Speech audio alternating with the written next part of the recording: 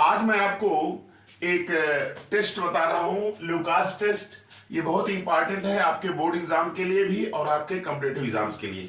देखिए, concentrate HCl और anhydrous zinc chloride को ल्यूकास रिएजेंट कहते हैं। इस रिएजेंट के द्वारा हम प्राइमरी, सेकेंडरी और टर्शियरी एल्कोहल में डिफरेंशिएट कर सकते हैं कि प्राइमरी, सेकेंडरी, टर्शियरी कैसे हम विभेद करेंगे, पता कर सकते हैं।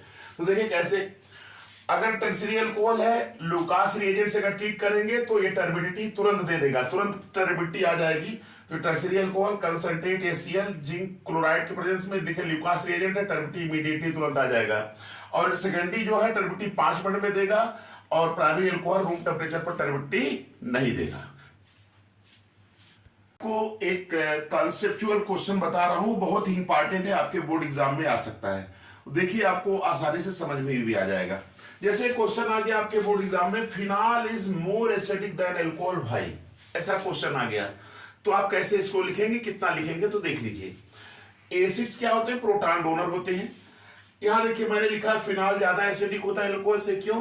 देखिए फिनाल है, प्रोटॉन H+ दिया तो फेनॉक्साइड आयन बनाया। ये फेनॉक्साइड आयन जो होता है वह रिजोनेंस के कारण क्या होता है? मोर स्टेबलाइज हो जाता है।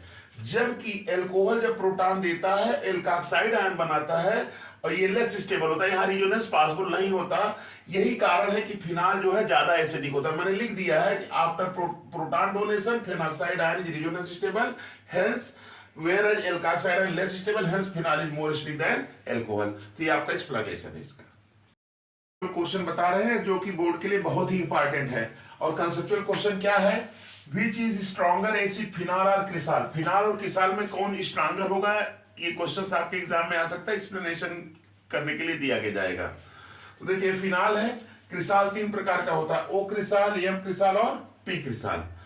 अब देखिए क्रिसाल में देखिए यहाँ plus high carbonyl group methyl होता है और ये जो मेथिल ग्रुप होता है ये इलेक्ट्रॉन डेंसिटी ऑक्सीजन के ऊपर क्या करता है? बढ़ा देता है, जिसकी वजह से ये OH बॉन्ड को ब्रेक करना भी डिफिकल्ट हो जाता है। किसकी तुलना में? फिनाल की तुलना में।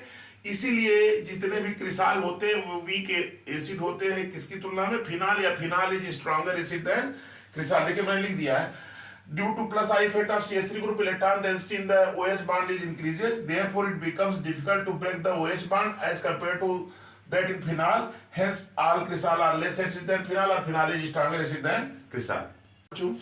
ये भी क्वेश्चन बोर्ड में आ सकता है। और क्वेश्चन क्या है आपका?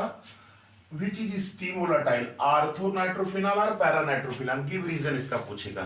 तो देखिए इसको कितने सिंपल में लिखेंगे। देखिए आर्थो नाइट्रोफिनॉल है, आर्थो नाइट्रोफिनॉल में देखिए ये OH है, यहाँ इंट्रामॉलिक्यूलर हाइड्रोजन बॉन्डिंग हो जाएगी और किलेशन होगा ये, जिसकी वजह से ये आर्थो नाइट्रोफिनॉल डिस्क्रीट मॉलिक्यूल के रूप में एग्जिस्ट होगा। लेकिन in para nitrophenol intermolecular hydrogen bonding होगी। इसमें जो है ये एग्जिस्ट करेगा एसोसिएटेड मॉलिक्यूल, इसलिए इसको जो है लेस एनर्जी होगी।